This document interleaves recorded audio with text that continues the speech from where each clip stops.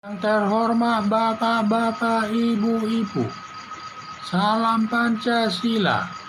Bapak-bapak, Ibu-Ibu yang melihat video saya ini, tolong jangan lupa subscribe, like, dan di-share. Sifatnya gratis. Pada hari Minggu, tanggal 2 Desember, tanggal 2 Januari tahun 2021 ini, saya akan mengomentari Fadil Muhammad jadi orang miskin, hutangnya ditagih BLBI sebesar 130 miliar. Fadil Muhammad, Wakil Ketua MPR, punya hutang ke BLBI sebesar 130 miliar. Menurut informasi, harta kekayaan Bambang atau Ketua MPR sebesar 900 miliar, sedangkan kekayaan yang dimiliki Fadil Muhammad sebesar 130 miliar. Menteri Keuangan selaku Ketua Satgas BLBI menagih hutang obligor seluruhnya lebih 40 orang, termasuk Fadil Muhammad, Wakil Ketua MPR.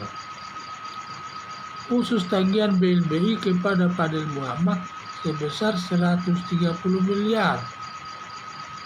Dengan tagihan BLBI kepada Fadil Muhammad sebesar 130 miliar yang membuat Fadil Muhammad ketakutan menjadi orang miskin, karena nilai harta kekayaan Fadil Muhammad dengan tagihan hutang BLBI kepada obligor sama jumlahnya, sebesar 130 miliar. Karena kalau Fadil Muhammad tidak mau membayar hutangnya, bisa disita seluruh harta kekayaan Fadil Muhammad dan bisa dikenakan hukuman penjara melakukan perbuatan korupsi yang melanggar pasal 2 Undang-Undang Nomor 31 Tahun 1999 tentang pemberantasan tindak pidana korupsi, dengan ancaman hukuman mati, hukuman seumur hidup, dan hukuman badan maksimal 20 tahun.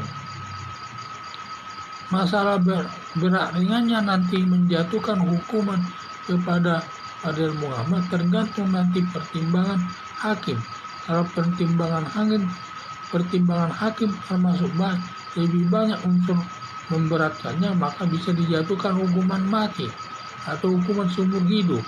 Tetapi kalau pertimbangan hakim lebih banyak unsur-unsur meringankan, bisa dijatuhkan hukuman selama 20 tahun atau 15 tahun, bahkan bisa 10 tahun saja dijatuhkan.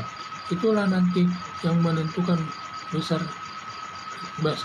ringannya hukuman yang dijatuhkan kepada Fadil Muhammad tersebut, kalau sampai itu masuk dalam perkara korupsi.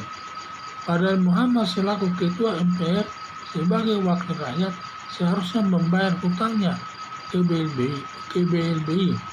Bila tidak mau membayarnya, sangat menyakiti hati rakyat, karena uang yang dipinjam tersebut adalah uang rakyat sendiri yang digunakan nanti untuk membangun demi meningkatkan kesejahteraan rakyat Indonesia. Harapan saya, Fadil Muhammad membayar hutangnya. Jangan sampai Fadil Muhammad dipidanakan, masuk penjara, otomatis dipecat sebagai wakil ketua MPR. Jadi yang saya lihat, Fadil Muhammad ini dia punya hutang kepada BLBI sebesar 130 miliar lebih. Nah, padahal harta kekayaan Fadil Muhammad ini hanya sebesar 130 miliar. Sehingga kalau nanti dibayar itu, maka tagihan daripada BLBI kepada Fadil Muhammad tersebut merasa ketakutan menjadi orang miskin, karena nanti kalau ditagih uang harta kekayaannya 130 miliar, di mana harta kekayaannya hanya sebesar itu, berarti dia nanti akan bisa jatuh miskin, dan makanya dia merasa ketakutan menjadi orang miskin tersebut. Sehingga Fadil Muhammad harus membayar hutangnya. Kalau nanti dia tidak mau membayar hutangnya tersebut, bisa disita oleh negara semua harta kekayaan Fadil Muhammad tersebut, termasuklah nanti di situ mobil, rumah, dan saham-sahamnya, semua nanti bisa disita oleh negara.